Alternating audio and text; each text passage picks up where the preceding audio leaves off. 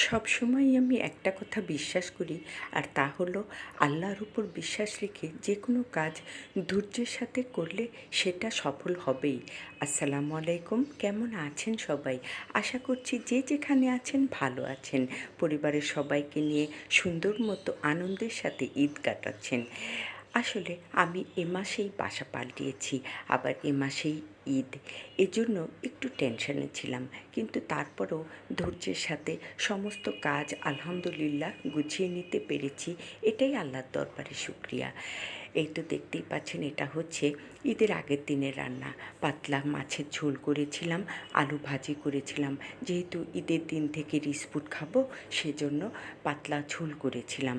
যা হোক, তারপর চলে আসলাম ঈদের দিনের সকালের রান্না। এটা হচ্ছে ঈদের দিন সকালে আমরা নাস্তা করব, সেটা গরুর মাংস ভুনা আর খিচুড়ি। খিচুড়িটা কিন্তু হতে হবে আউশ লাল চাউলের, সেই খিচুড়িটা মাখো মাখো খিচুড়ি হবে আর গরুর মাংস ভুনা হবে। এটা আমরা ছোটোবেলা থেকে খেয়ে আসছি, মায়ের হাতের ঝাল ঝাল গরুর মাংস ভুনা আর খিচুড়ি। এটা ছাড়া যেন আমাদের সকালের ঈদের নাস্তা চলেই না। যা হোক, আলহামদুলিল্লাহ ঈদের দিনের নাস্তা তো সুন্দর মতো হলো। এবার চলে আসলাম দুপুরের রান্নায়। দেখতেই পাচ্ছেন, আমি আস্ত মুরগির রোস্টটা সুন্দর করে ভিজিয়ে রেখেছি সব মশলা দিয়ে। তারপর আমি চলে আসলাম আরেকটি রান্নায়। এটা হচ্ছে সকালে যে খিচুড়িটা রান্না করেছিলাম, সেটা কিভাবে সার্ভ করেছি সেটাই আপনাদেরকে একটু দেখিয়ে দিলাম। দেখেন প্লেটারটা কি সুন্দর হয়েছে। তার আগে রোস্ট যেহেতু রান্না করব, সেজন্য ওটা কীভাবে ভিজিয়ে রেখেছি সেটাই আপনাদের সঙ্গে শেয়ার করেছি। যা হোক, এরপর চলে আসলাম, এটা আলু ভেজে নিচ্ছি। দুপুরে মনে করলাম গরুর গোশ আলু দিয়ে সুন্দর করে রান্না করব। আলু গোশটা কিন্তু খুবই মজা লাগে। এবার ঈদে আমি বিরিয়ানির ঝামেলাটা করিনি, কারণ যেহেতু ওই যে বললাম বাসা পাল্টিয়েছি, তারপর যতটুকু না করলেই না, আমি ঠিক ততটুকুই করেছি। কিন্তু তারপরও আলহামদুলিল্লাহ অনেক রান্না করেছি। এই তো আলু গরুর গোশ দিয়ে রান্না করেছি, একটু মাখো মাখো ঝোল রেখেছি। দেখতেই পাচ্ছেন একটু স্পাইসি করে রান্নাটা করেছি। আসলে সারা বছর যেমন করেই খাই না কেন, একটু তেল মশলা কম দিয়ে খাই, কিন্তু ঈদের রান্না তো তা হয় না। ঈদে সবসময় স্পেশাল করে রান্না করতে ইচ্ছা করে, তাই না? এটা শুধু আমার নয়, সবারই। যা হোক, দেখতেই পাচ্ছেন আলহামদুলিল্লাহ আমার আলু দিয়ে গোশ কিন্তু রান্না হয়ে গিয়েছে।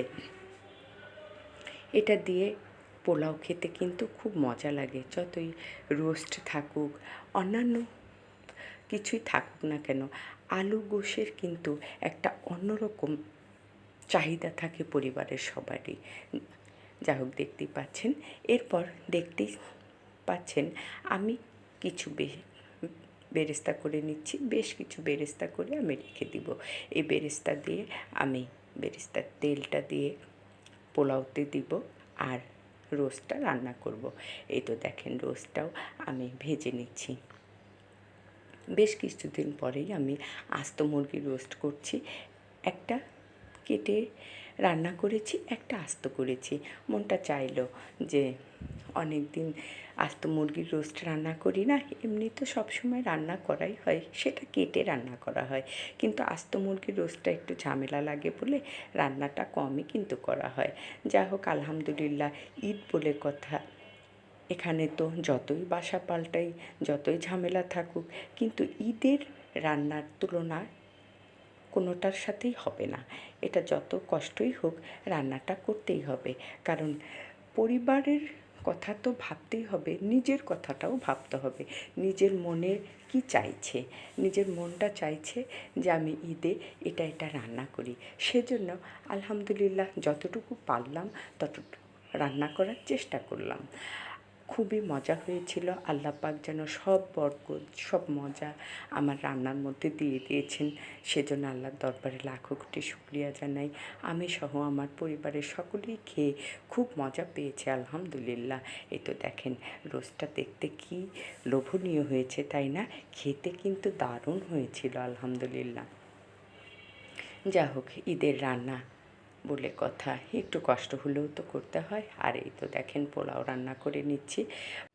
পোলাওটা সুন্দর করে আমি চাউলটা ভুনে রান্না করলাম, যেহেতু ঈদের রান্না। এই তো দেখেন এর উপরে আমি বেরেস্তা, কিশমিশ আর একটু বেশি পরিমাণে ঘি দিয়েছি। আসলে পোলাওতে ঘি না দিলে আমার কাছে ভালো লাগে না। আর কোনো মশলা কিন্তু আমি পোলাওতে খুব বেশি ইউজ করি না, ঘিটা দেওয়ার চেষ্টা করি। ঘি থাকলে আমি আমার মনের মতো করে পোলাও বিরিয়ানিতে ঘি দিই। আলহামদুলিল্লাহ, দেখেন পোলাওটা দেখতে কী লোভনীয় হয়েছে না? আলহামদুলিল্লাহ, খেতেও কিন্তু অনেক মজা হয়েছিল। যা হোক, আমার দুপুরের রান্না তো কমপ্লিট হলো। তারপর চলে আসলাম খাবার টেবিলে। এই তো দেখেন আমার পোলাও, তারপর ছিল রোস্ট, গোশ, এটা দই, তারপর সফট ড্রিঙ্ক আসলে আমি খুবই কম খাই।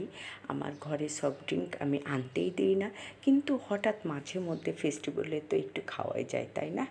যা হোক, দেখতেই পাচ্ছেন আমি দুপুরের খাবার টেবিলে সার্ভ করেছি।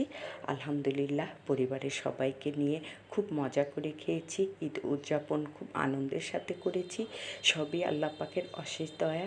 আল্লাহর দরবারে লাখো কোটি শুকরিয়া জানাই। সকলেই আবারও ভালো থাকবেন, শুভকামনা সকলের জন্য। সকলকে আবারও ঈদ মোবারক।